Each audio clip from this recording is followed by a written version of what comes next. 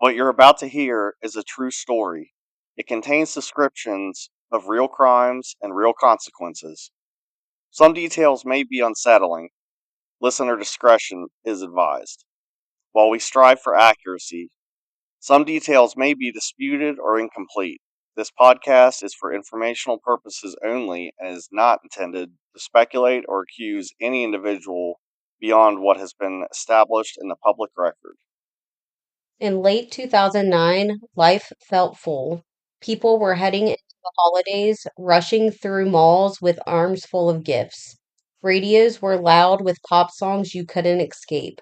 Movie theaters were packed. Families were planning trips and making resolutions and talking about the year ahead. Social media was becoming part of everyday life. People sharing photos, thoughts, memories, moments in real time. The country was trying to breathe again after a tough economic year. For many, it felt like things were finally starting to look up. It was just normal life. And in the middle of all that normalcy, bedtime routines were happening. Dishes were being washed, kids were tucked into bed, alarms were set for the next morning. Neighbors went to sleep assuming everyone around them would wake up exactly where they belonged. But one woman didn't. Susan Powell was 28 years old, a wife, a mother of two young boys, and on a quiet December night in Utah, while the rest of the world kept moving forward, Susan vanished from her own home. No chaos, no screams, no clear explanation. Just an empty space where a person should have been, and a life that would never return to normal because while everyone else kept living, Susan Powell disappeared. And the truth about what happened to her would turn out to be far darker than anyone could have imagined. This is Unresolved and Unforgotten, a podcast dedicated to the stories that don't end neatly. The cases where answers are missing, justice feels incomplete, and the people at the center risk being reduced to headlines instead of remembered as human beings. We're your hosts, Balin. And Jessica. Here we focus on the victims, their lives, not just their last moments. We examine timelines, contradictions, and unanswered questions, while honoring the families still searching for the truth. Because being unresolved doesn't mean being forgotten. In this episode, we're taking a closer look at the disappearance of Susan Powell, a case that began quietly but would spiral into one of the most disturbing and heartbreaking stories in modern true crime. And as we walk through what happened, we ask the question that still lingers more than a decade later. How does someone vanish while the rest of the world carries on? In the late 2000s, the world felt like it was exhaling after years of uncertainty. The Great Recession had finally ended in June, and people were cautiously hopeful again, trying to believe the worst was behind them. Car radios were filled with music that felt upbeat, almost escapist. You couldn't go anywhere without hearing the Black Eyed Peas telling everyone, I got a feeling that tonight's going to be a good night. Taylor Swift was everywhere, singing love stories, soundtracking first loves, long drives, and small town dreams. Lady Gaga's Poker Face played in the clubs and grocery stores alike, while Cage the Elephant reminded us that there ain't no rest for the wicked. At the movies, people lined up for blockbusters, such as Transformers, Revenge of the Fallen, Harry Potter and the Half-Blood Prince, The Hangover, films meant to distract, to entertain, to make people forget real life for a couple of hours. And then there was Avatar, a visual spectacle promising an entirely new world. In Washington, history had just been made. Barack Obama was inaugurated as President of the United States, and for many Americans, it felt like a turning point, a moment of optimism, of change. Twitter was rising fast, transforming how people shared their lives in real time, one short message at a time. And then suddenly, the world stopped. Michael Jackson had passed away. The news spread instantly, everywhere at once. Vigils, headlines, shock. It felt like a collective moment, one where everyone remembered exactly where they were. This was the backdrop, a world moving forward, a world distracted by music, movies, headlines, and hope. And while all of that was happening, in a quiet suburban home in Utah, a woman was documenting her fear, writing down warnings, trying to protect her children, trying to be believed. Her name was Susan Powell, and while the world was singing along, scrolling, and celebrating, Susan was disappearing. On February 5th, 2012, a 911 dispatcher in Washington state answers a frantic call. A social worker is screaming. Josh Powell has locked her out of his house. Inside are two little boys, and minutes later, the house explodes. But this story didn't begin with fire. It began more than 2 years earlier with a woman who knew she was in danger and tried to warn everyone. Before Susan Powell became a headline, before her name was attached to one of the most haunting true crime cases in America, she was simply Susan Cox, a daughter, a sister, a child shaped by love, discipline, and an unshakable sense of responsibility. Susan Cox Powell was born on October 16th, 1981, in New Mexico, the oldest of two daughters. From the very beginning, Susan carried the weight that often comes with being the firstborn, observant, careful, and deeply aware of the emotional climate around her. Her parents, Chuck Cox and Judy Cox, raised their family within the Church of Jesus Christ of Latter day Saints. Faith was not just something practiced on Sundays, it structured daily life. The Cox household emphasized integrity, service, modesty, and responsibility. These weren't abstract ideals, they were expectations. Susan absorbed them fully. As a child, Susan was described as gentle but serious. She wasn't loud or reckless, she was thoughtful, a rule follower, someone who noticed details others missed. Teachers often described her as dependable and the kind of student you could trust to help others, finish tasks, and take things seriously even at a young age. But Susan's childhood was not without hardship. Her parents' marriage eventually ended in divorce, a turning point that deeply affected Susan. As the eldest child, she internalized the tension, the uncertainty, and the emotional fallout. Friends and family later said that Susan became even more honest and ethical after the divorce, more eager to keep the peace, and more willing to shoulder responsibility that wasn't hers to carry. That experience shaped her profoundly. Susan grew up with a strong sense that stability had to be maintained, that harmony often required effort, that love sometimes meant sacrifice. These beliefs would later play a painful role in her adult life. Despite the challenges at home, Susan was academically capable and artistically inclined. She loved music, played the piano, and had a creative side that emerged through writing and scrapbooking. She enjoyed documenting memories, carefully preserving moments and emotions. This desire to hold on to the good moments would later echo in the meticulous journals and personal writings she kept as an adult. Faith remained central to Susan's identity. Within the LDS community, Susan was known as kind, soft spoken, and earnest. She believed deeply in marriage, family, and commitment. Divorce, while part of her childhood reality, was not something she envisioned for her own future. Susan wanted a stable home, one built on shared values, mutual respect, and devotion. She wanted certainty. As Susan moved into adolescence and early adulthood, those traits only intensified. She was not impulsive. She planned. She reflected. She tried to do things the right way. People who knew her during this time consistently described her as someone who tried hard, sometimes too hard, to make relationships work. She believed problems could be fixed with patience, that love meant enduring difficulty, that loyalty was a virtue, even when it hurt. Those beliefs didn't come from weakness, they came from how she was raised. Susan grew up believing that families mattered more than comfort, that commitment mattered more than ease, that being good, dependable, and forgiving was the highest moral calling. And long before the world would come to know her name, Susan was already someone who put others first, who minimized her own needs, who tried to smooth over conflict, who believed that if she just tried a little harder, things would get better. That was Susan, not a mystery, not a victim, but a woman shaped by her childhood, by faith, responsibility, and the quiet belief that love should be enough. The tragedy of Susan's story is not that she was careless, it's that she was careful.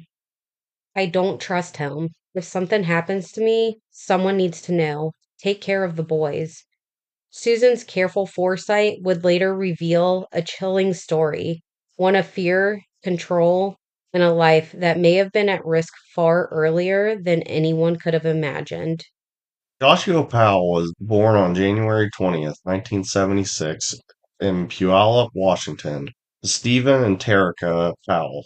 He grew up in a large family with four siblings, brothers Michael and John, and sisters Jennifer and Alina. On the surface, the Powells appeared to be a typical family, but inside the home, dysfunction was already taking root. According to later court records and family accounts, the household environment was unstable and deeply troubling. Joshua's father, Stephen Powell, exhibited abusive and inappropriate behavior that disrupted any sense of normal structure. Erica Powell would later describe a home where boundaries were virtually non existent. In divorce filings from the early 1990s, she alleged that Stephen exposed his sons to pornography and refused to enforce basic rules or behavioral limits. Terica attempted to maintain stability, but the household was strained. The marriage between Stephen and Terica were marked by tension, conflict, and emotional withdrawal. Eventually, the marriage ended in divorce, a rupture that further destabilized the family. After the separation, Josh remained closely aligned with his father, often absorbing Stephen's worldview rather than questioning it. The alignment would become crucial. Josh learned early that control was a way to maintain power. Women were something to be managed, not partnered with, and emotional expression was weakness. He also felt that entitlement could be justified through grievance. Joshua's adolescence showed signs of serious emotional disturbance. Family members later reported violent and alarming behavior, including the killing of his younger sister's pet gerbils and an incident in which he allegedly threatened his own mother with a butcher knife. At least once during his youth, Joshua attempted to take his own life, an indication that emotional instability was already present long before adulthood. By the late 1990s, Joshua was living in Tacoma, Washington, attending the University of Washington. During this time, he was involved with a woman named Catherine Terry Everett, whom he met through a local congregation of the Church of Jesus Christ of Latter-day Saints. After the couple moved in together, Everett later said Joshua began exerting control over her life, particularly limiting her contact with her family and dictating what she was allowed to do. When Everett traveled to Utah to visit a friend without Joshua, she made the decision not to return. She ended the relationship by phone, later describing it as suffocating and restrictive. Not long after, in November of 2000, Joshua reconnected with Susan Cox during a dinner gathering at his Tacoma apartment. They knew each other from years earlier. Joshua had briefly dated Susan's older sister in the mid 1990s, when Susan herself was still a child. This time, however, the connection turned romantic. The two married on April of 2001 in the Portland, Oregon temple. Joshua earned a bachelor's degree in business and spent the next decade moving between jobs, never maintaining long-term career stability. Susan, who was trained as a cosmetologist, eventually became the primary financial provider for the family after securing a position with Wells Fargo Investments. Early in their marriage, the Powells lived for a short time with Josh's father, Stephen. What happened during that period would permanently alter Susan's sense of safety. Stephen developed an obsessive fixation on his daughter in law, following her with a video camera, secretly watching her through mirrors, stealing her clothing, reading her private journals, and posting romantic messages online under a false identity. Stephen was controlling, socially inappropriate, and obsessive. He struggled to maintain stable employment, harbored delusional beliefs about women, and demonstrated a long history of misogamy, entitlement, and sexual fixation. From an early age, Josh was exposed to a father who blurred boundaries and normalized behavior that most families would find deeply disturbing. Stephen openly objectified women, including women far younger than himself, and believed that he was misunderstood rather than inappropriate. He reviewed rejection as injustice, not consequence. Josh grew up watching this pattern repeatedly. In 2003, Stephen directly confessed his feelings to Susan, a moment unknowingly recorded by his own equipment. Susan rejected him immediately. Soon after, the Powells moved out of state, at least in part to create distance between Susan and Stephen. Despite the move, the damage lingered. Susan's private writings and emails reveal a marriage under increasing strain.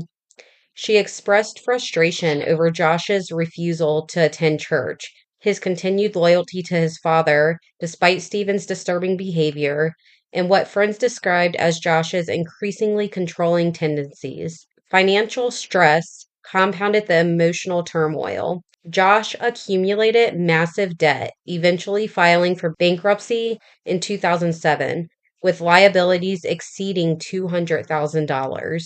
Friends recalled lavish and impractical spending decisions that contrasted sharply with Susan's steady work and responsibility. When Susan met Josh, there was nothing dramatic about it. No whirlwind romance, no sweeping gestures, no warning bells. They met in 2001 through the Church of Jesus Christ of Latter day Saints, a setting that for Susan immediately felt safe and familiar. Church was where values aligned, where intentions were assumed to be honorable, where people were expected to be looking for commitment, not games. Josh was quiet, awkward, introverted. He wasn't charming in the traditional sense, but he was attentive. He showed interest in Susan early, and for someone like Susan, thoughtful, reserved, and serious about relationships, that mattered. At the time, Susan was in her early 20s. She was organized, hopeful, and deeply invested in the idea of building a stable future. Josh, by contrast, seemed uncertain about his direction in life. He struggled with employment, bounced between jobs, and had ambitions that never quite solidified. But Susan didn't see that as a red flag. She saw it as something that could be worked through. From the beginning, the dynamic between them was uneven. Susan gave more, emotionally, financially, and practically. She helped Josh with resumes, encouraged him, paid for dates when money was tight. She believed in teamwork, and she believed that supporting a partner was part of love. Josh, meanwhile, was intensely focused on Susan. Early on, his attention felt flattering. He wanted to know where she was, what she was doing, who she was with. In church culture, attentiveness is often mistaken for devotion. And that distinction matters here. Susan interpreted Josh's fixation as seriousness, but others noticed something different. Friends and family later recalled that Josh became possessive quickly. He didn't like Susan spending too much time away from him. He expressed jealousy over her relationships with others, even family. And when Susan pulled back or tried to assert independence, Josh didn't respond with reassurance. He responded with pressure. Susan kept journals during this period documenting her internal struggle. She wrote about doubts, about feeling uneasy, about moments when Josh's behavior made her uncomfortable, particularly his sexual expectations and his insistence on control within the relationship. At times, Susan tried to end things. And each time, Josh pushed back hard, emotionally, persistently, and relentlessly. He wrote long emails. He framed her doubts as misunderstandings. He convinced her that leaving would be a mistake, that relationships required perseverance, that love meant pushing through discomfort.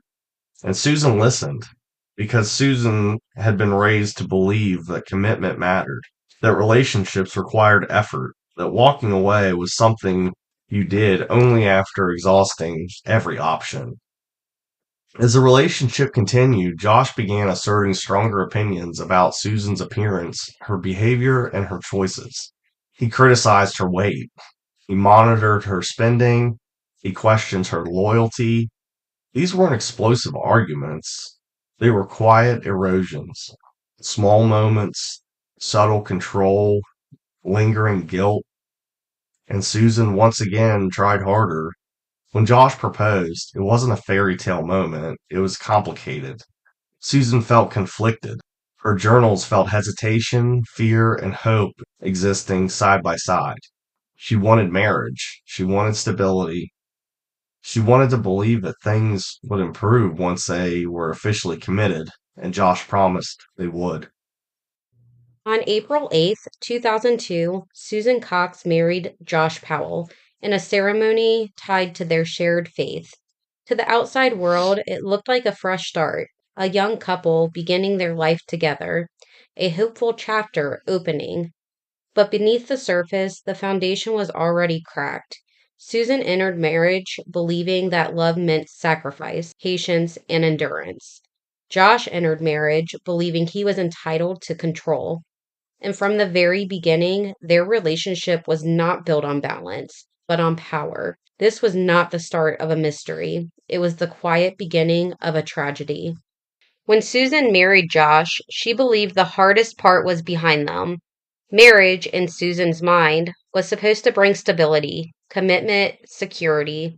She believed that once they were officially husband and wife, the tension she felt while dating would soften, that Josh would relax, mature, and meet her halfway. Instead, the imbalance deepened. Almost immediately, Josh began asserting control over the most basic aspects of their life together, especially money. Susan worked consistently. Josh did not. He bounced between jobs, struggled to maintain employment, and frequently relied on Susan's income. But despite contributing less, Josh insisted on controlling their finances. He tracked spending down to the dollar, questioned purchases, required explanations. Susan later wrote that she felt as if she had to justify normal expenses, groceries, gas, clothing, as though she was asking permission rather than participating in a partnership. Money wasn't just about budgeting, it was about power. Josh created spreadsheets, logs, and rigid systems. Susan complied, not because she agreed, but because resistance led to arguments, guilt, and emotional withdrawal. Over time, she began to internalize the idea that conflict meant failure, that if she could just be more careful, more precise, more accommodating, things would improve. But they didn't. Josh's control extended beyond finances. He monitored Susan's time, questioned her interactions, and grew increasingly critical. He commented on her weight, her appearance, her decisions. These criticisms were rarely explosive, but they were quiet, persistent, and constant. And Susan wrote about it. Susan kept journals throughout her relationship and marriage, not as evidence, not as a plan, but as a way to process emotions she felt she couldn't speak out loud. In those pages, a pattern emerges. She wrote about feeling confused, trapped, and emotionally exhausted. She described arguments that left her questioning herself, wondering whether she was being unreasonable, overly sensitive, or ungrateful. At times, Susan wrote about being afraid of Josh's reactions, not because he was physically violent, but because of how cold, manipulative, and relentless he could become when challenged. She documented moments where Josh pressured her sexually, ignoring her discomfort and framing her boundaries as rejection. She wrote about feeling obligated rather than love, about intimacy that felt transactional instead of mutual. Susan also wrote about trying to leave more than once. In her journals, she described moments of clarity, times where she recognized that something was deeply wrong. She questions whether marriage had been a mistake. She wondered if she was slowly losing herself. And then, just as often, she wrote about choosing to stay because Josh always had explanations, because he always promised change, because Susan believed marriage meant endurance.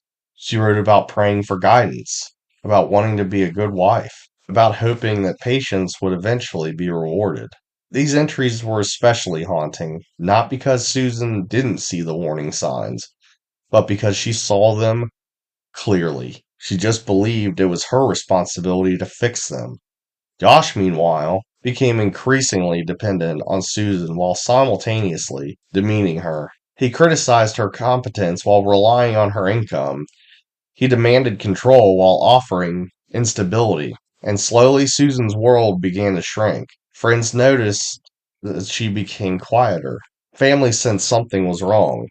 But Susan rarely spoke openly. She didn't want to worry anyone. She didn't want to admit that the life she worked so hard to build was unraveling. In her journals, she often framed her pain as personal failure rather than abuse. That may be the most devastating part.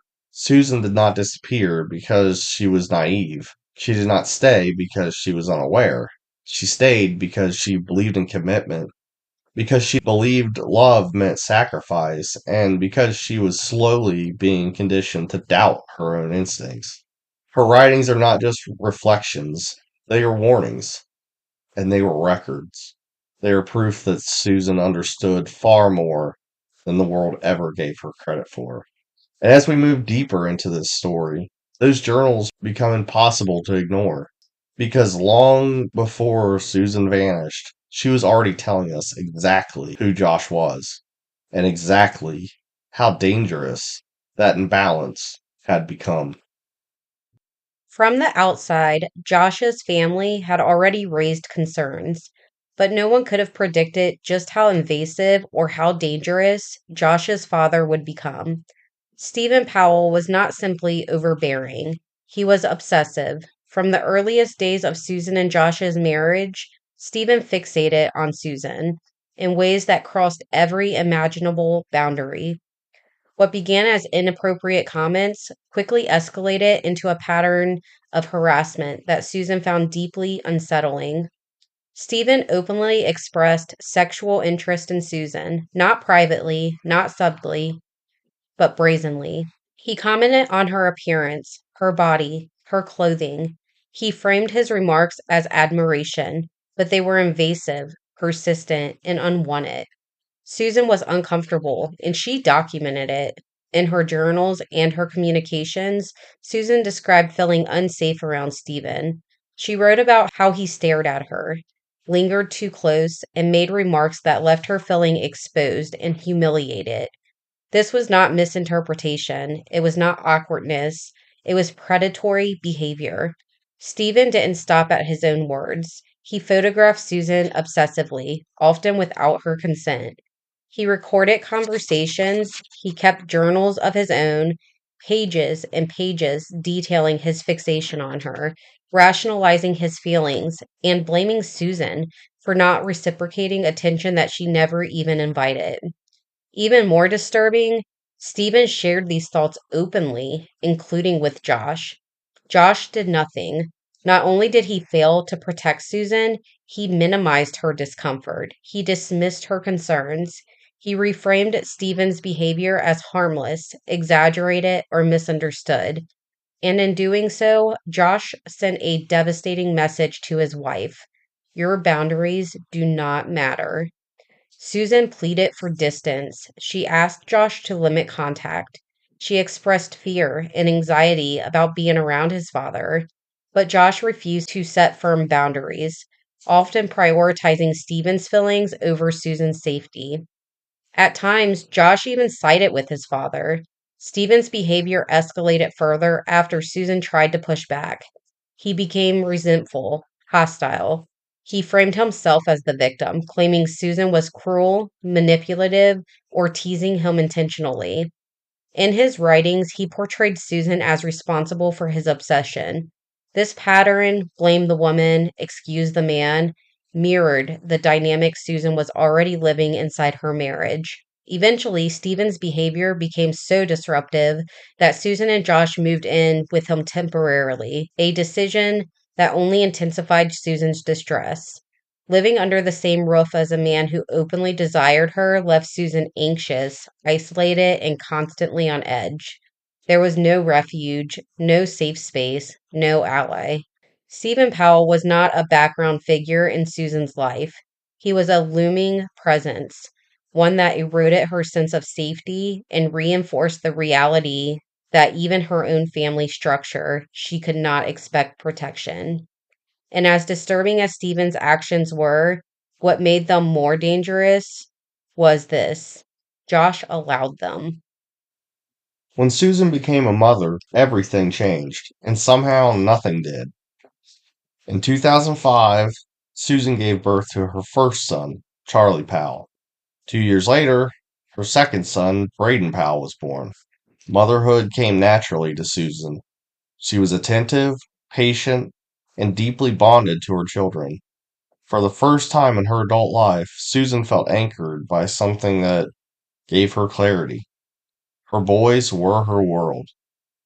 But as Susan poured herself into motherhood, Josh's behavior shifted, and not for the better.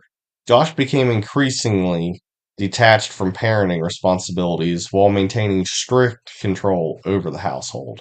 He monitored spending even more obsessively. He criticized Susan's parenting choices. He questions her competence while contributing little himself. Susan was doing everything: working, parenting, managing the home, while Josh withdrew emotionally and practically.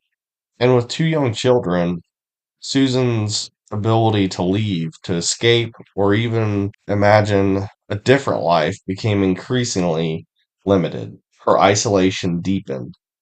Josh discouraged social interaction. He complained when Susan spent time with family. He created tension around visits and phone calls.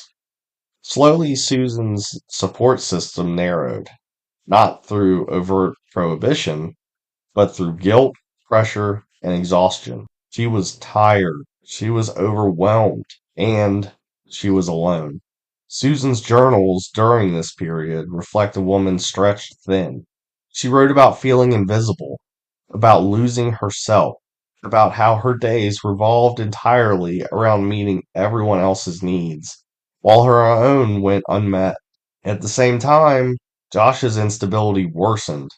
He struggled with employment. He grew more resentful, more controlling, and more withdrawn. And Susan once again absorbed the consequences. Despite this, Susan remained fiercely protective of her boys. She documented concerns about Josh's behavior.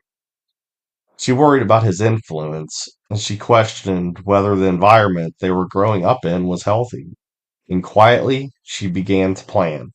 She researched divorce, as well as saving documents. She also began to reach out to trusted family members. Susan was not passive, she was preparing. But preparation takes time, and time was something Susan may not have had.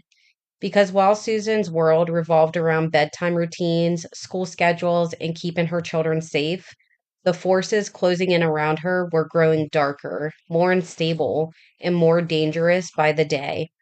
And the isolation that followed her into motherhood would become one of the most critical and tragic elements of what came next.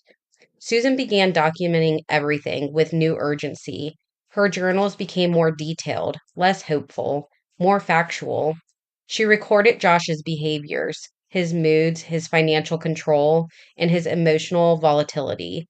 These entries were no longer about fixing the marriage. They were about understanding it and about preparing to leave it. Susan researched divorce late at night, often after Josh had gone to bed.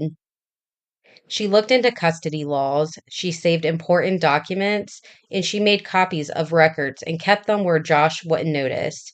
She reached out to her family more deliberately, especially her father, Chuck. In emails and conversations, Susan's tone shifted. She was less apologetic, more direct, and she expressed fear, exhaustion, concern about Josh's mental state and his ability to function independently. These were not vague complaints, they were warnings. Susan told loved ones that Josh was becoming increasingly erratic, that his control over money was suffocating, that his behavior frightened her, not because of physical violence, but because of how unpredictable and emotionally detached he could be.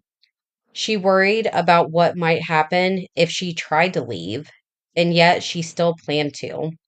Susan explored the possibility of moving closer to her family. She considered separating finances and thought about logistics like housing, childcare, work. These were not fantasies. They were practical steps taken by a woman who understood that leaving safely required patience, precision. Josh, meanwhile, seemed to sense the shift. He became more withdrawn, more controlling, more suspicious. Susan wrote that he monitored her more closely, questioned her movements, and reacted poorly to the perceived independence. The pressure inside the home intensified, not loudly, not explosively, but in ways that made Susan feel constantly watched. Still, she moved forward. In the final months before her disappearance, Susan confided in close family members that she was done, that she could no longer live like this. She was worried about her children growing up and believing this dynamic was normal. She was afraid, but she was resolved. Susan was not trapped because she didn't see the danger. She was trapped because she was trying to leave it carefully. And that distinction matters because when Susan disappeared, she was not a woman who had given up. She was a woman in transition, a woman preparing to reclaim her life, a woman who had finally decided that endurance was no longer the same thing as love. And that decision, the moment Susan began planning her exit, would make the days ahead far more volatile than anyone realized. Susan quietly prepared to leave. Josh began to unravel, but not in obvious ways, and not in public, but in patterns that, looking back, feel impossible to ignore. In the weeks leading up to Susan's disappearance, Josh's behavior became increasingly erratic. He withdrew emotionally, yet tightened his control. He oscillated between detachment and hyperfocus, sometimes distant and cold, other times intensely attentive, watching Susan closely. Susan noticed that shift. Josh became more paranoid about money and tracking expenses with renewed obsession. He questioned Susan relentlessly about spending, even on necessities. At the same time, he showed little interest in contributing financially or improving his own instability. The imbalance sharpened, control without responsibility. He also grew more secretive. Josh spent long stretches alone, often on his computer late into the night. He became protective of his devices, defensive when questioned, and evasive about his activities.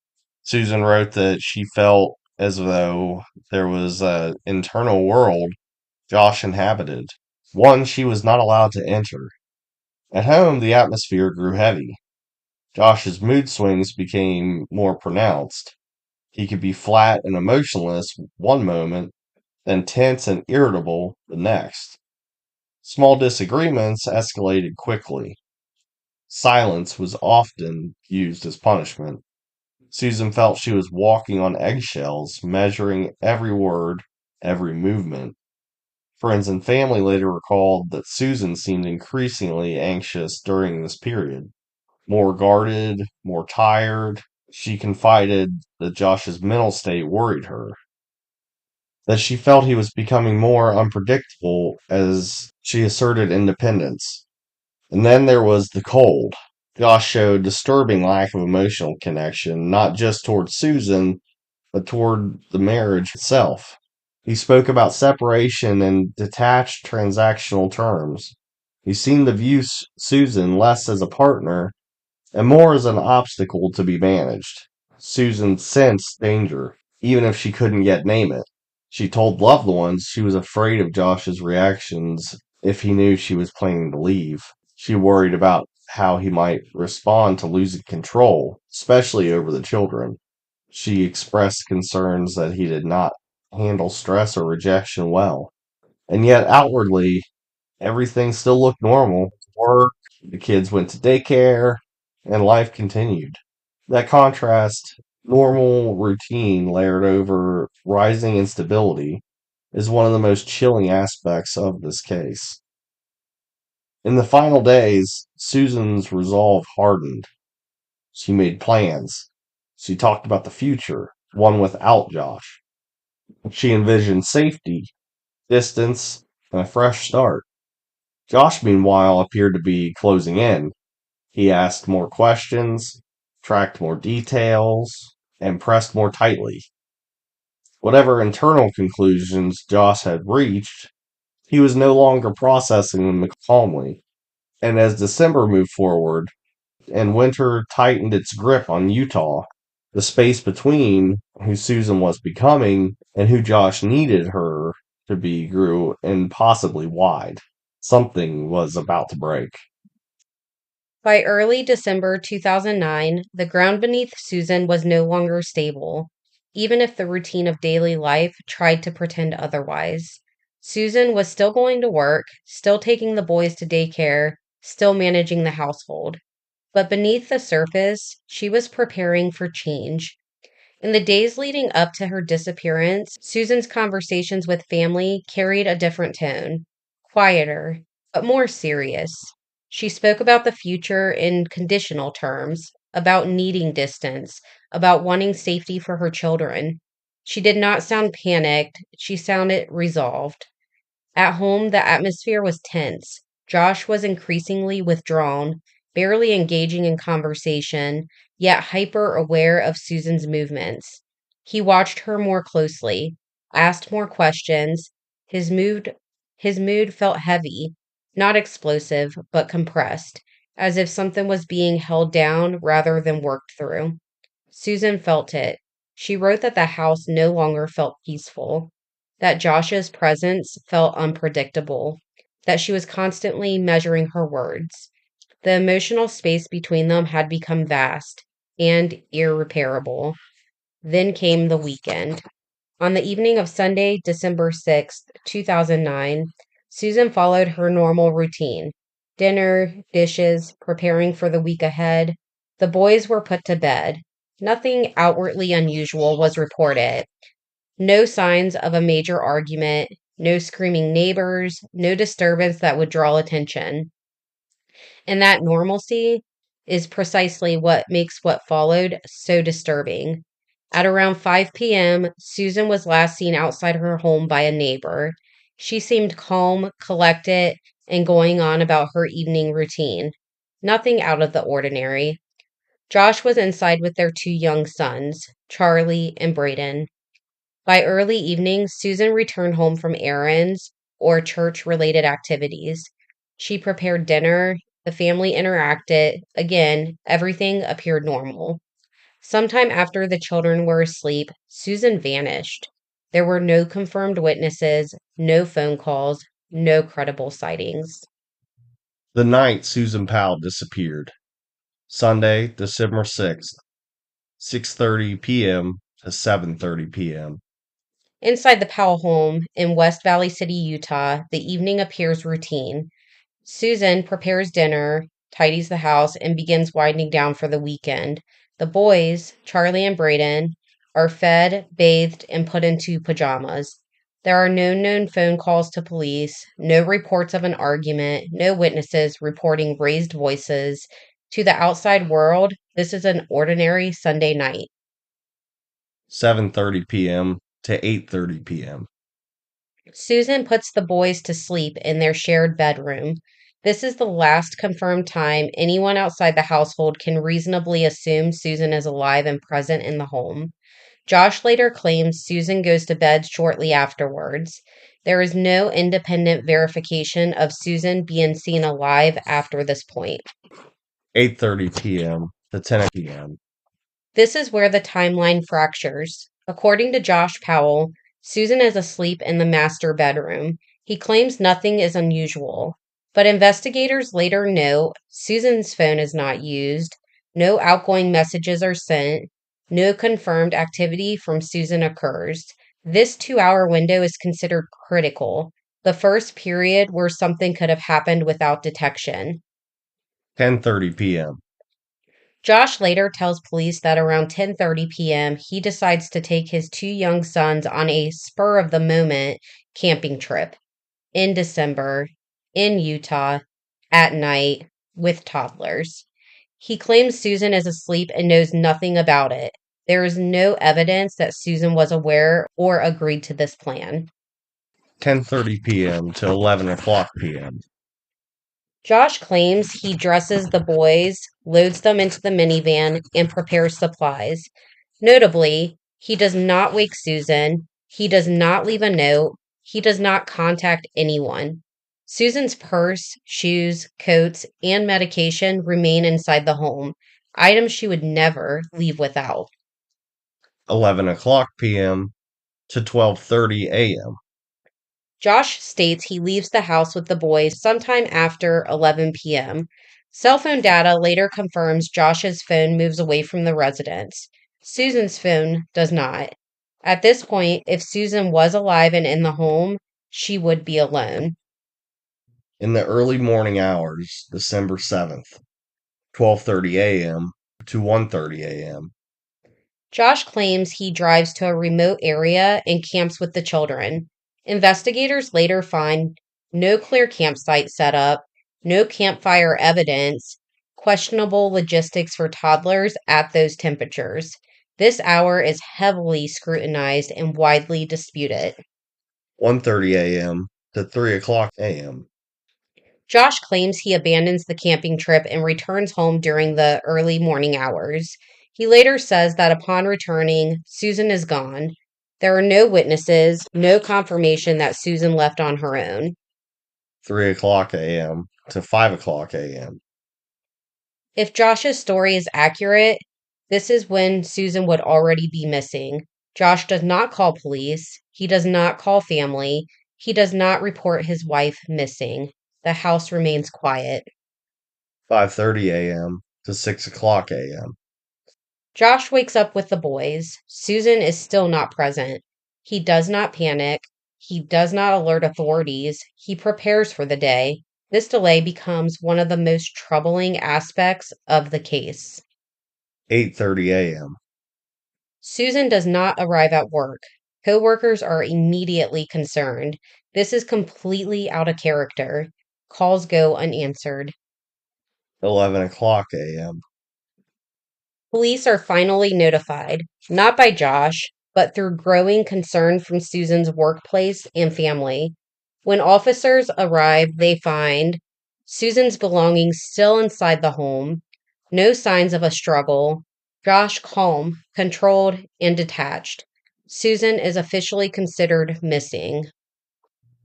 So, what does this timeline tell us? Susan did not pack belongings, take her children, access money, or tell anyone she was leaving.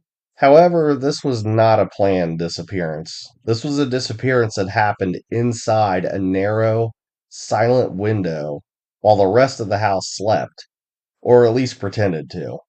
And the only adult who knows exactly what happened during those minutes and hours has never told the truth.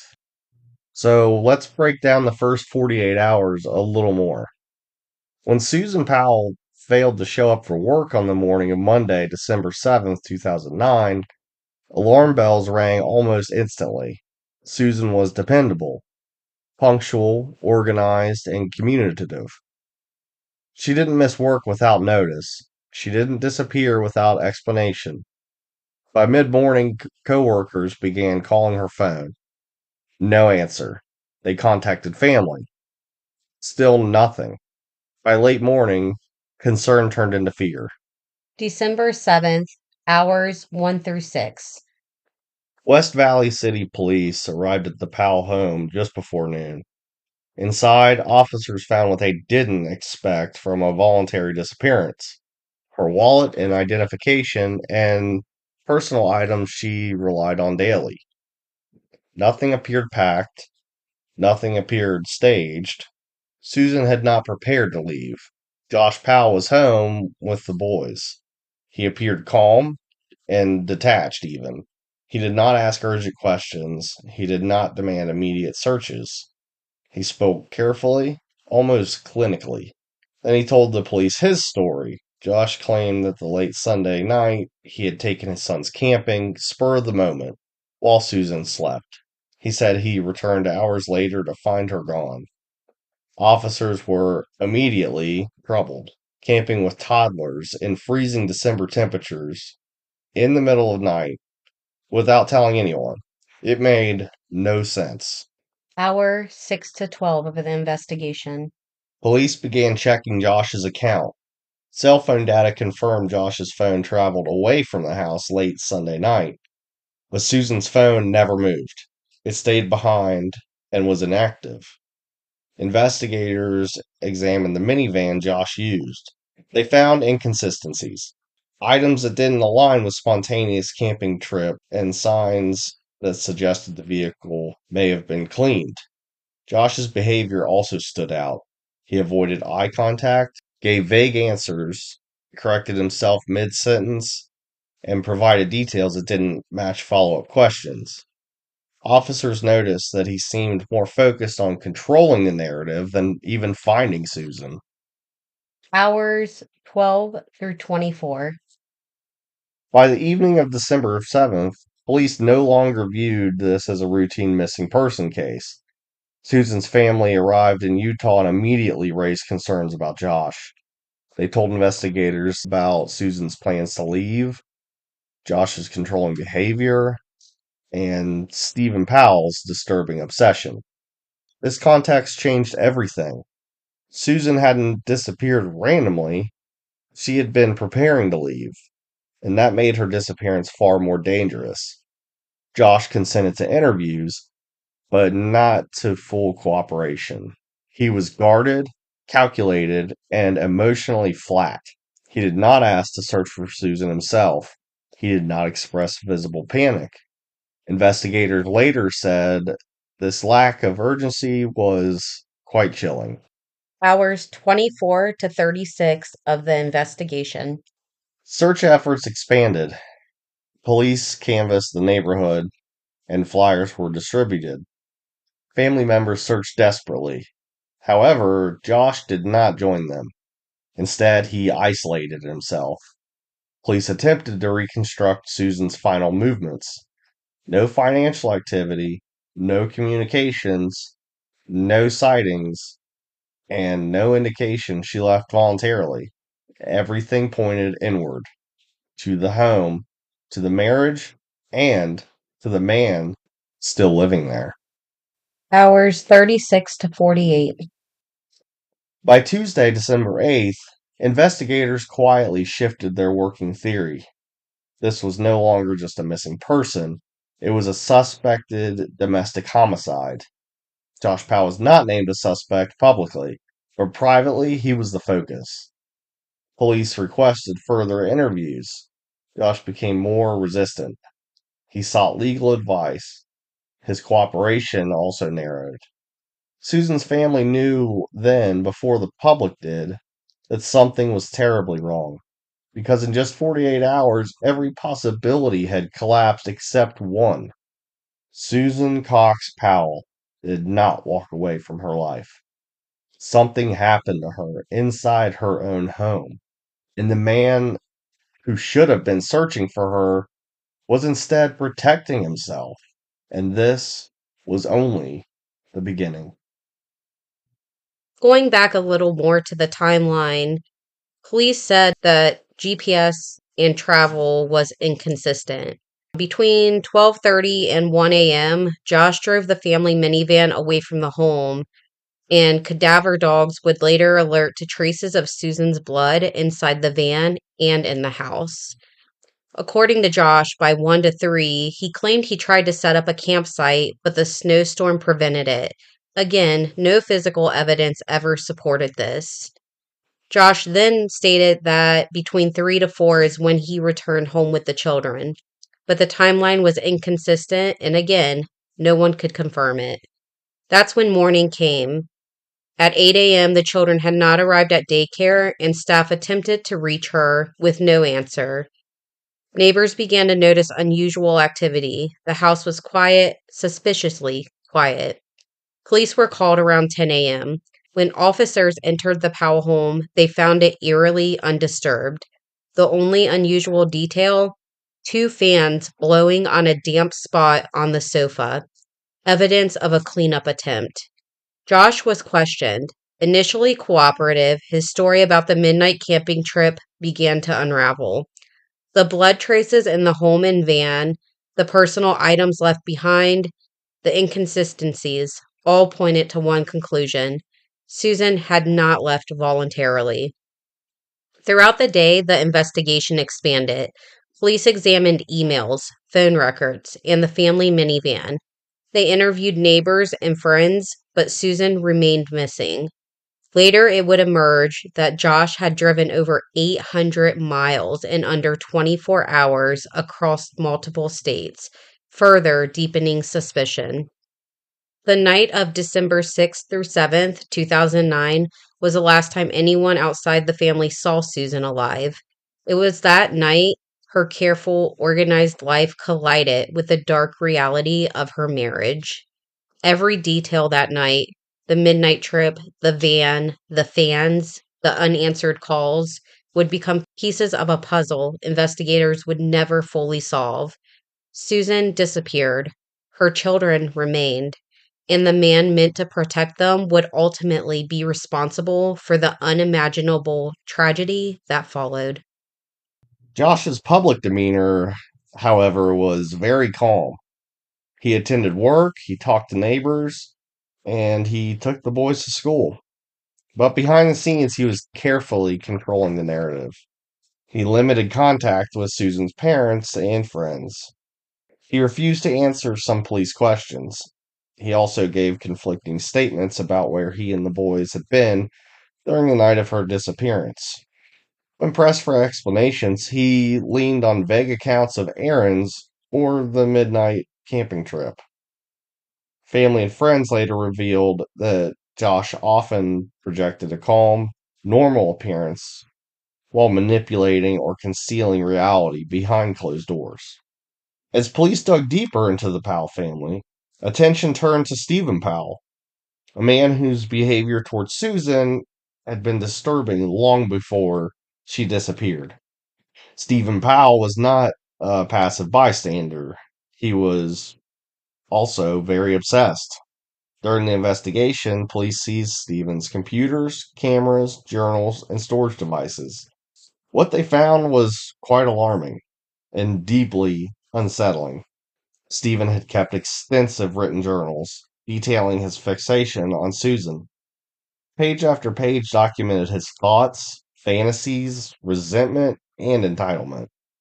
He framed Susan as someone who led him on, blamed her for rejecting him, and portrayed himself as misunderstood rather than inappropriate.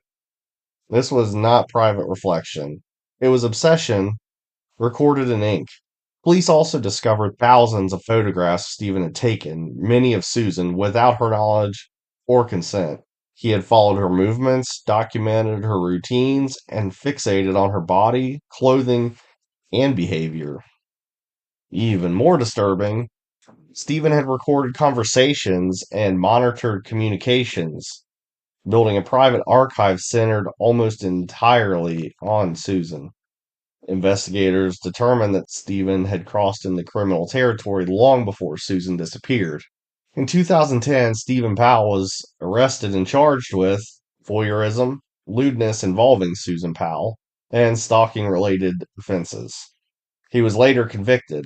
Stephen was never charged in Susan's disappearance, However, his arrest validated Susan's documented fear and reinforced a devastating truth. Susan had been surrounded by men who ignored her boundaries, and one who enabled it. Josh had known about his father's obsession, yet he chose to minimalize it. He had dismissed Susan's fear, and he had allowed Stephen continued access. That knowledge haunted investigators because while Stephen's behavior was overtly predatory, Josh's was covert, calculated, controlled, and silent. And unlike his father, Josh had something Stephen didn't: exclusive access to Susan during her final hours. Stephen Powell's arrest didn't solve Susan's case, but it shattered any illusion that Susan's fears were exaggerated or imagined. They were real, they were documented, and they were ignored. By the time Stephen was convicted, Josh had already fled Utah, taking his children and vanishing into another state, beyond the reach of immediate prosecution. And with Susan still missing, investigators were left with a devastating reality. They knew who was responsible, they just couldn't prove it. Within months of Susan's disappearance, Josh moved with his two sons from Utah back to Washington state, returning to the same environment that had shaped him and closer to his father, Stephen. To police, this was deeply troubling. Josh was the same prime suspect. Susan was still missing, and yet he was free to relocate. Legally, investigators had their hands tied. There was no body, no murder weapon, no crime scene definitive enough to bring charges. Josh had not been arrested, and without charges, he could leave. Once Josh crossed state lines, the investigation slowed, not because interest faded, but because jurisdictional reality set in. Utah investigators continued to work the case, but Josh was no longer easily accessible. Interviews became less frequent, cooperation narrowed, lawyers appeared. Josh stopped talking, and just like that, the momentum stalled. Susan Powell's case was never closed. It was never downgraded, never dismissed, never forgotten by investigators. But it became something far more painful: an open case without the ability to move forward. Utah police stated publicly that they believed privately that Susan had been murdered and that Josh was responsible. But belief is not proof, and prosecutors require proof that can survive court. Every potential theory ran into the same wall: no remains, no confirmed cause of death, no physical scene tying Josh definitively to the murder. Josh knew this, and he lived inside that gap. While Susan's family searched endlessly, organizing vigils, distributing flyers, begging for attention, Josh retreated further inward. He did not assist, he did not advocate, he did not help locate Susan. He lived as if the question of her fate no longer mattered. For Susan's parents, the pain was unbearable. Not just the loss, but the knowledge that the man they believed responsible was raising her children. Which leads to the next chapter. After Josh relocated to Washington, custody became the new battleground. Susan's parents, Chuck Cox and Judy Cox, fought desperately for custody of their grandsons. They argued what police already believed: that Josh was dangerous, unstable, and emotionally unfit. At first, Josh retained custody, but concerns mounted quickly. Teachers, social workers, and supervisors began documenting troubling behavior. The boys spoke openly about their mother being gone because of dad. They repeated phrases that suggested coaching. They expressed fear and confusion. They described events in ways far beyond their developmental age. Josh, meanwhile, became more erratic. He isolated the boys, restricted access to Susan's family, exhibited paranoia, showed signs of deep resentment towards the court system. Eventually, the court intervened. Josh lost primary custody. Susan's parents were granted guardianship. However, Josh was limited to supervised visitation only. This decision was not taken lightly. Courts are historically reluctant to restrict parental rights, especially without criminal conviction. But the warning signs were impossible to ignore. Josh was unstable. He was angry, and he was losing control. During supervised visits, observers noted alarming behavior. Josh was rigid, intense, emotionally inappropriate. He fixated the idea that Susan's family and the state had stolen his children. He was no longer hiding his resentment. And those closest to the case began to fear what might happen next. Because to Josh Powell, custody wasn't just about parenting, it was about ownership, about control, about not losing again. And with every legal loss, the pressure inside him built. Susan Powell's case remained unsolved. Her children was now beyond his reach, and the man investigators believed killed her was running out of ways to maintain control. The warning signs were everywhere, and tragically, they were not enough to stop what was coming next. By early 2012, the legal system had reached a rare and telling conclusion. Josh Powell was no longer trusted to be alone with his children. After mounting concerns from social workers, therapists, and the court, Josh had lost custody of both of his sons. Charlie Powell, age 7, and Braden Powell, age 5, were living with their maternal grandparents, Susan's parents, in Washington. Josh was permitted supervised visitation only. Those visits were tightly controlled.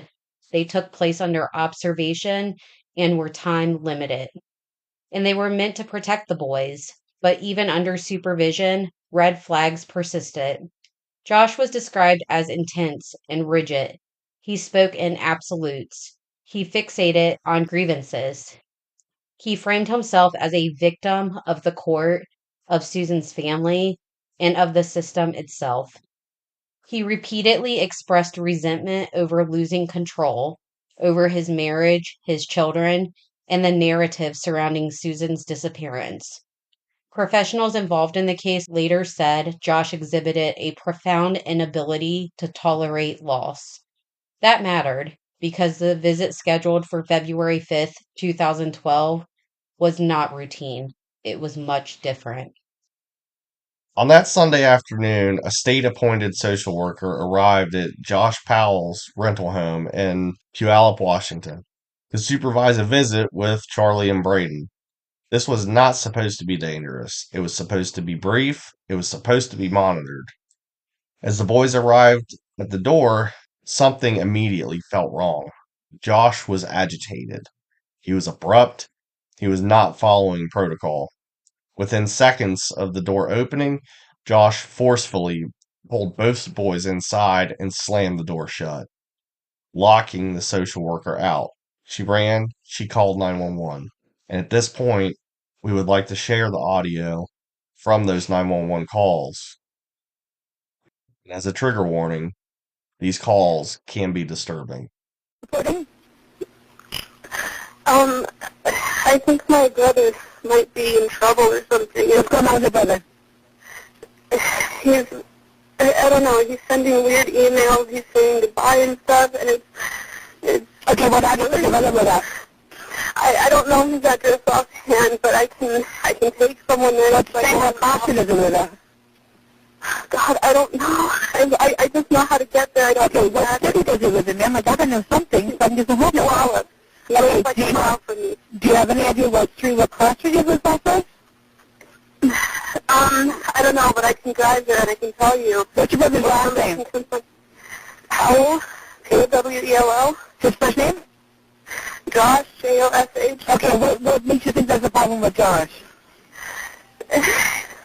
Everybody calling you. There's been a lot of abuse against him, and he's been really upset, and I think now what's your name? I'm gonna do something. What's your name? My name's Alina. I'm his sister. Okay, A-L-E-N-A? A-L-I-N-A. Okay, and Lena, what's your last name? Powell. Is it Howell, H-O-P? No, P. P-O-W-E-L. And you're getting messages from your brother? And what did they say? Emails and stuff, and he left me there's a voicemail thing that got forwarded to my email from him. He said something about he can't live without his sons, and he's too hurt about this or something, and goodbye. I mean, he didn't get any weapons at all? Not that I know of. Okay, what's Josh's number? 226-0158. How long ago did you receive this message? I don't know. I think it came in at 11 after. Okay, so you just got him?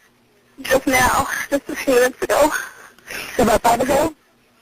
About maybe 10 minutes ago. Was your Bible about 189th Street Court East? That might be it, yeah. Okay, is he white or black now? No, wait, 189th, I think that's our house. I don't know, but he's white. He's white male. How old is he? 36. Okay, what address are you at right now? I'm at 18615 94th Avenue Court. Okay, does he live up on 189th Street Court East? I don't know, it might be. It's so close to you, I don't know. Okay, he's a white male, 36, how tall? Is it 5'9"? Okay, heavy, medium, or thin build? Medium, slim. Okay, was he going to have supervised visits today? I think so. I mean, he was supposed to normally on Sundays. Okay. I mean... And this is that Josh has been in the media, right? Yeah. Okay. Yeah, the one that's been being abused by everyone. Okay. And do you know how old was that? The car didn't, they just turned 5 and 7. What's the inside phone number there? My house? Okay, 189. He only has his cell phone, I think. I don't think he has no inside phone number. Did he know how he would harm himself? No, he didn't say anything. He didn't say specifically that he'd harm himself. He just saying goodbye. Oh, it's weird. Okay. Alina, calm down. I understand that you're upset, but the more you're getting worked up, it's the less helpful for me, okay? I think I have an address for him off of 80th. I have off of 189th Street Court East is what I'm seeing. 80th and 189th? Yeah, that's it. I mean, that sounds about right. I don't know. I haven't looked at the street signs. How long did you live there for? Only a few months. Only maybe 4 months. Okay. 4 or 5 months, I don't know. Only since, October, I think. It's fairly new to him? Okay. Yeah, just since, October or something. Okay, no problem.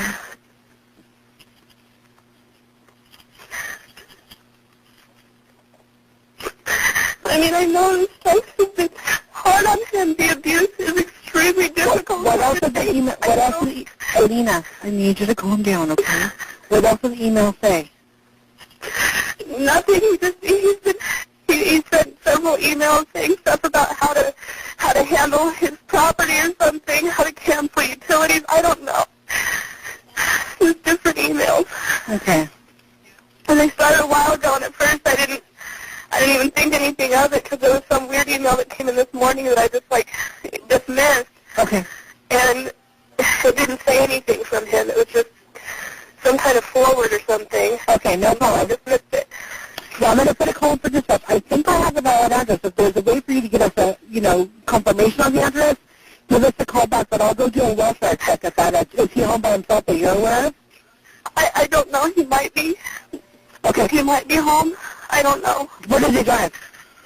A light blue minivan. It wouldn't be in the driveway, though. It would be...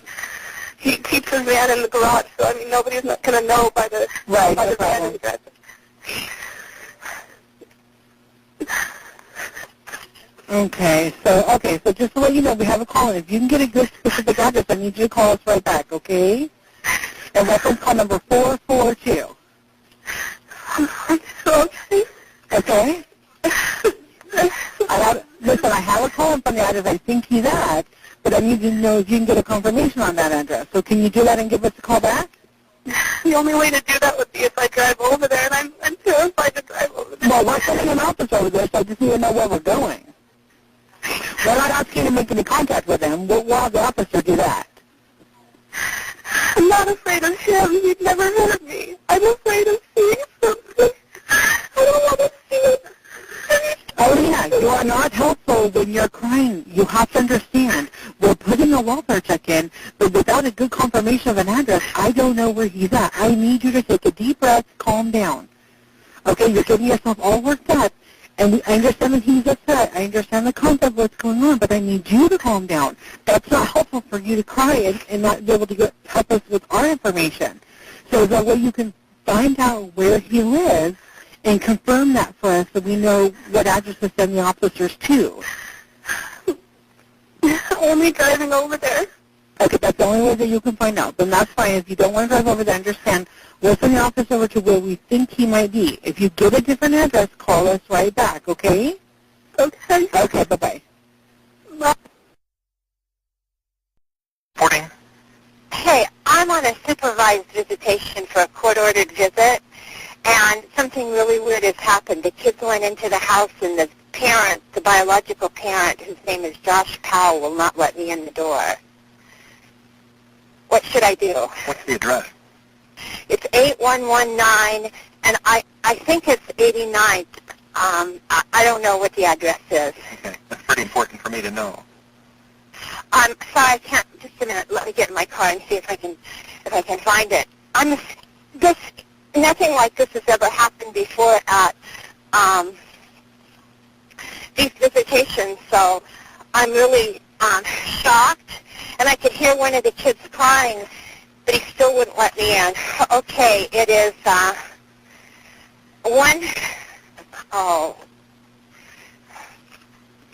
just a minute. I have it here.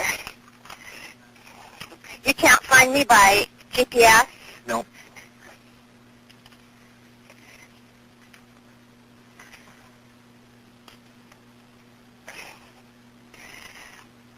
Okay, it is, I still can't find it.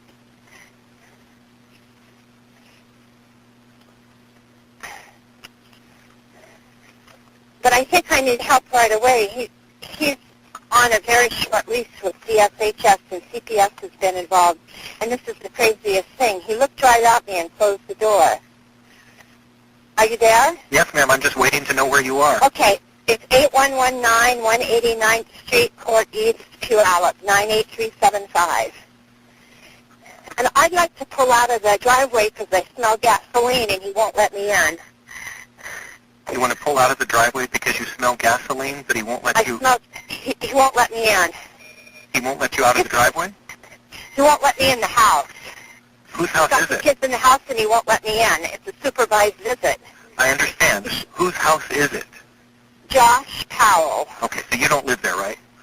No, I don't. No, I'm Okay. contracted to the state to provide supervised visitation. I see. Okay. And who is there to exercise their visitation? I am. And the visit is with Josh Powell. And who And he supervises? is the husband that I supervise. So you supervise and you're doing the visit? Yeah, You're I supervising supervise yourself? I supervise myself. I'm the supervisor here. Wait a minute. If it's a supervised visit, you can't supervise yourself. If you're the I do visitor... supervise myself. I'm the supervisor for the supervised visit. Okay, well, aren't you the one making the visit? Or is there another I'm the parent one- that you're supervising? No, I'm the one that supervises. I pick up the kids at their grandparents. Yes. And then who visits with the children? Josh Powell. Okay, so you're supposed to be there to supervise Josh Powell's visit with the children. Yes, that's correct. And how did And he's the husband of missing Susan Powell. This is a high-profile case. how did he gain access to the children before you got there? I was one step in back of them. Okay, so they He went shut into the the house door and in then he my locked you out. Yes, he Okay. shut the door right in my face. All right, now it's clear. Your last name? My name is Elizabeth Griffin Hall.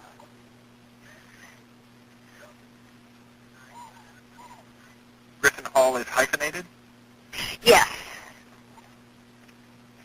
And what's your phone number, Elizabeth? This cell phone number is 360-999-9999. 690-9955.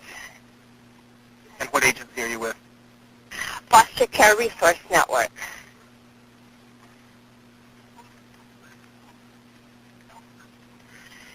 And the kids have been in there by now approximately 10 minutes. And he knows How this many is children? a supervised visit. 2. Braden is 5 and Charlie is 7.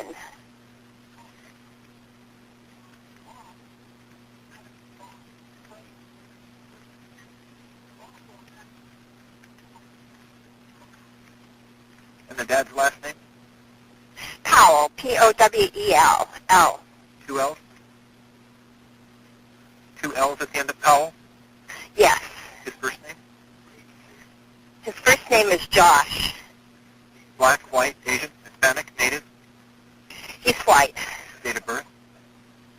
I don't know. He's about 39. How tall? 5'10", 150 pounds. Hair color? Brown. Did you notice what he was wearing? No, I didn't notice what he was wearing. Is he alone then, or is anybody? I don't know. I couldn't get in the house.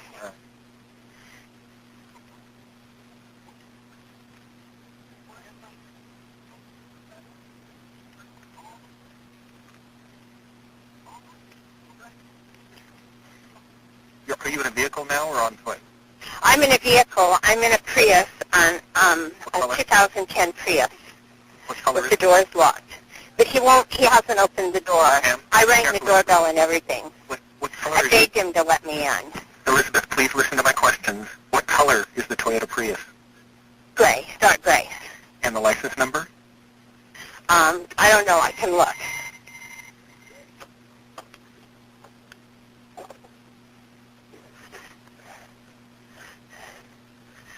$750ZMH. Zebra Mary Henry? Yes. All right, we'll have somebody look for you there. Okay, how long will it be? I don't know, ma'am. They have to respond to emergency, life-threatening situations first. The first available deputy Well, is responding. this could be life-threatening. He went to court on Wednesday, and he didn't get his kids back. And this is really, I'm afraid for their lives. Okay, has he threatened the lives of the children previously? I have no idea. All right, we'll have the first available deputy contact you. Thank you. Bye. Within moments, the house exploded. Investigators later determined that Josh Powell planned this act. Inside the home, Josh attacked both boys with a hatchet, causing fatal injuries.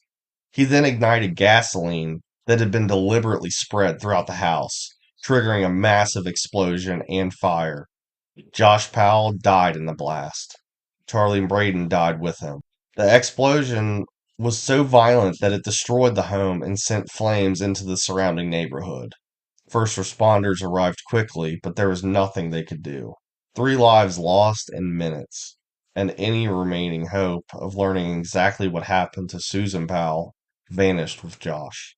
The deaths of Charlie and Braden sent shockwaves across the country. Susan's parents, who had fought tirelessly to protect their grandchildren, were shattered. They had won custody, they had done everything right, and still the system failed to keep the boys safe. Law enforcement later confirmed what many already feared. Josh had acted out of revenge and control. If he could not have his children, no one would. And in that final act, Josh ensured that he would never face trial for Susan's murder.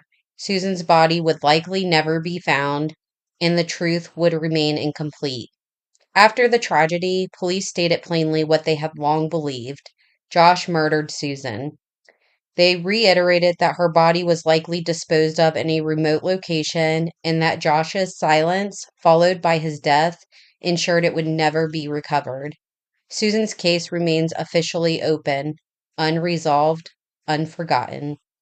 Before the story became evidence, court filings, and unanswered questions, it was a life. Susan Cox Powell was not a headline. She was a daughter who loved deeply, a woman who believed in commitment, and a mother whose world revolved around her children. She planned, she documented, and she tried to leave safely. She did everything society tells women to do. And still, she was not protected. She disappeared because she was trapped in a system that underestimated danger. And then there were her sons.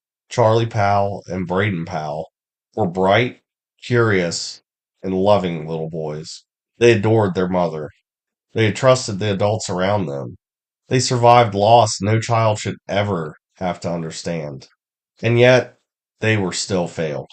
Their lives were not footnotes to this case. They were victims in their own right. What happened to Susan, Charlie, and Braden was not a single moment of violence. It was a slow erosion of boundaries, of safety, of accountability. Warning signs were documented. Concerns were raised.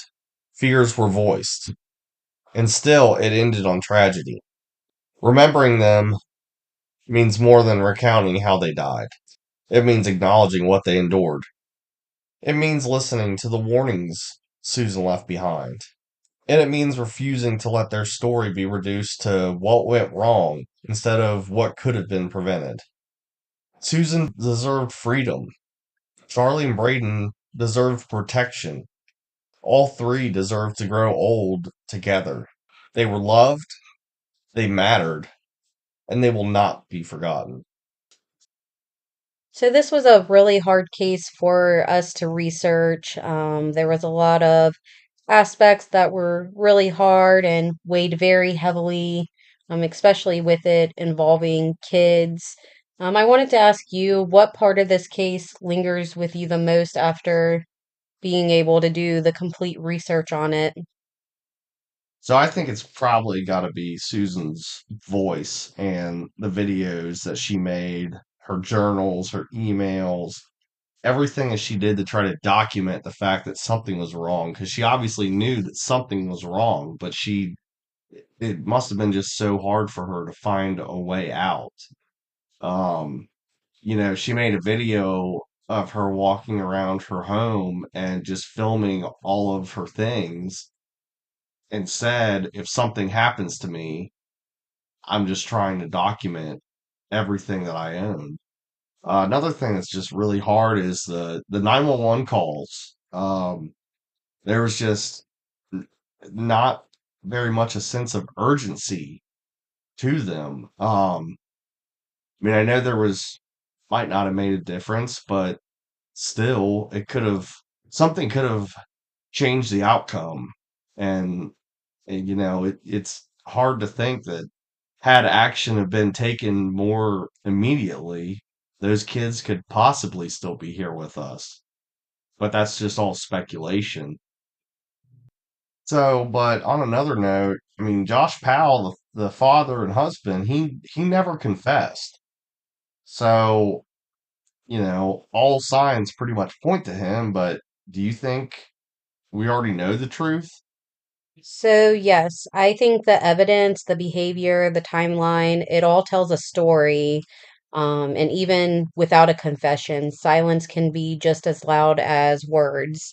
And in my opinion, the evidence that they did have before everything happened, when Josh caught the house on fire with the boys in it, I still think that they may have had enough to be able to take this to court and put Josh away before it even got to that point.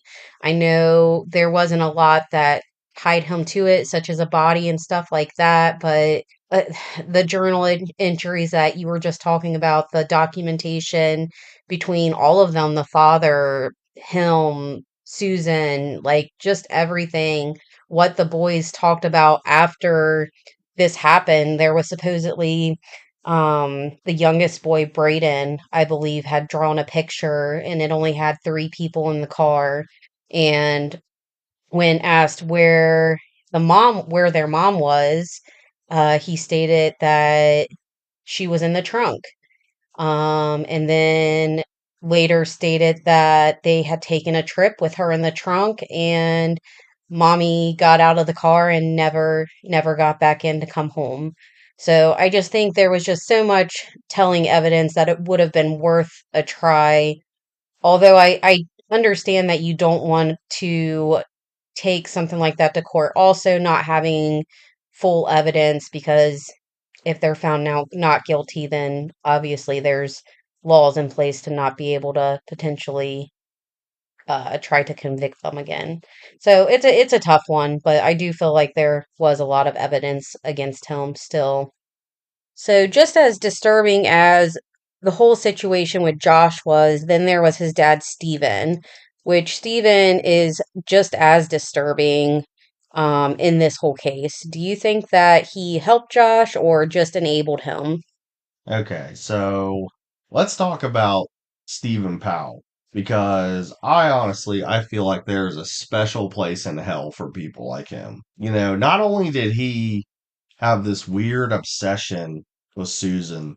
I mean, he stole various items from her, and this sick individual took items that were, including feminine hygiene products, soiled underwear, bras, hair from her hairbrush, and even toenail clippings. He even kept them in a dedicated Susan drawer and were often labeled in plastic baggies.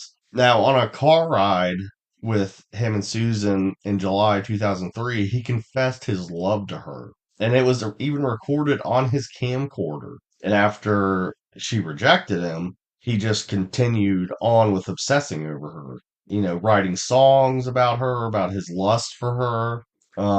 He even used digital manipulation where he took photos and superimposed Susan's face onto images of naked women. Now, this isn't it.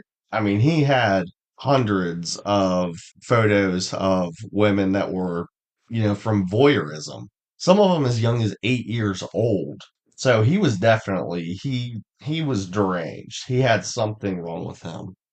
Not only that, he even talked about how his own daughter coming out in, just a t-shirt and underwear, how it would turn him on and all kinds of things. So this guy he was sick. He was a sick, sick person. And, that's why the apple does not fall far from the tree. Now, I don't know if there's any evidence that Josh Powell was like this, but he definitely had some sadistic ways. So, my next question for you is if Susan could hear this episode and was still with us today, what would you hope that she would know? If Susan was still with us today, I would definitely want her to know that she was always believed, that the fear and discomfort that she documented weren't overreactions or paranoia, that they were valid, and people see that clearly now. I would want her to know that her journals mattered, her voice survived even when she was silenced, and that those words continue to protect and educate others. I'd also want her to know that none of what happened was her fault, not the isolation, the control, the environment that she was trapped in. She did everything she could with the information and resources that she had at the time. And, she was brave in ways that she probably never even recognized in herself. Brave in ways that a lot of other people probably wouldn't be. Tell her that her sons are remembered with her always, and that their names are spoken with love, and that the world recognizes the injustice of what was taken from them. And I would just want her to know that her story has helped change conversations about emotional abuse and how danger doesn't always look loud or obvious. And then lastly, most of all, I just want Susan to know that she was not defined by how her story ended. She is remembered for who she was. She was a caring mother, a thoughtful woman, and someone whose quiet strength continues to resonate long after her voice was taken. And just speaking of all the people in the world that, still resonate with this case and still think about Susan, why do you think that people still care so deeply about her case? I think because it just feels unfinished, because she had tried to be heard, and because deep down people want to believe that telling her story still means something. I think that there's a lot of people out there that may be going through what she goes through as well. And it's a tough thing to try to overcome. A lot of people don't want, they're afraid of the outcome. They're afraid to maybe lose what they have. They're afraid to maybe lose their children, their home, their finances. But at the end of the day, it's not worth it because, things like this obviously happen and the outcome can just be devastating for anyone. So, cases like this, they stay with you for a long time after research on them is done. Yeah, they definitely do. Especially this one. This one has stayed with us, and Susan's story isn't just about what happened to her, it's about what happens when someone's fear is treated as inconvenience instead of like a warning. Yeah, I mean, Susan tried to protect herself. She tried to protect her children. And even though the system failed her, her voice definitely didn't disappear. No, not at all. It lives on through all of the people who keep telling her story, refusing to let it be forgotten. And one thing that should definitely be noted is Susan, Charlie, and Braden, they deserved safety. They deserved peace, and they deserved to be believed. Yep, I agree. And as long as their names are spoken, their story still matters. This case remains open. The answers remain incomplete, but the truth isn't lost. So Susan's story reminds us that danger does not always announce itself loudly. Sometimes it lives in control, silence, and just slow isolation. And the most dangerous moment is often when someone finally does decide to leave. If you or someone you love is experiencing emotional abuse, coercive control, or fear within a relationship, help is available. You are not overreacting, and you are not imagining it. And you deserve safety, as well as your children and any other members of your family. So please, if you feel that you are in one of these situations, reach out to your local authorities. Reach out to any of the numerous help centers that you can find. And as we close this episode, as always, we want you to remember to say their names one last time. Susan Marie Powell, Charlie Powell, and Braden Powell. They were real people and they were deeply loved. And their story matters. If today's episode stayed with you, we ask that you remember Susan, not only for how her story ended, but for the strength it took to try to change it. Because being unresolved does not mean being forgotten. I also just want to let everyone know, again, we are on Facebook, which has been growing a lot since we've had the page. So we are extremely thankful for everyone who's followed or liked us on Facebook. We also have Instagram, we have Spotify, YouTube, TikTok. Look us up at Unresolved and Unforgotten, and you'll find us. If you go to our Facebook page, most of our other websites are linked there. Again, we've had a lot of growth on Facebook, especially though. So I'm very grateful. We both are very grateful for all of the supporters that we've gotten. We hope everyone had great holidays. I know we've been a little delayed just because of Christmas and New Year being one right after another. So this case was also very, very large. There was a lot of research out there, a lot of different aspects to it with, Josh, his father, the whole family situation.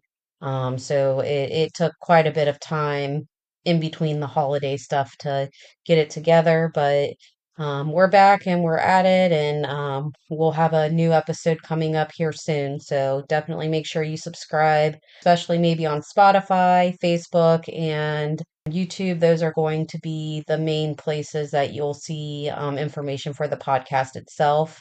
And also our Facebook page. We post a lot more than just the podcast we're doing. We post stuff that's happened in crime history. We like to post stuff that's happening now, stuff about kids that are missing. So if you like to also stay up to date with different stuff that, has happened in the past and what's happening now, definitely make sure you follow us for those aspects too. This has been Unresolved and Unforgotten. We are your hosts, Balin. And Jessica. And until next time, stay aware, stay compassionate, and never stop asking questions.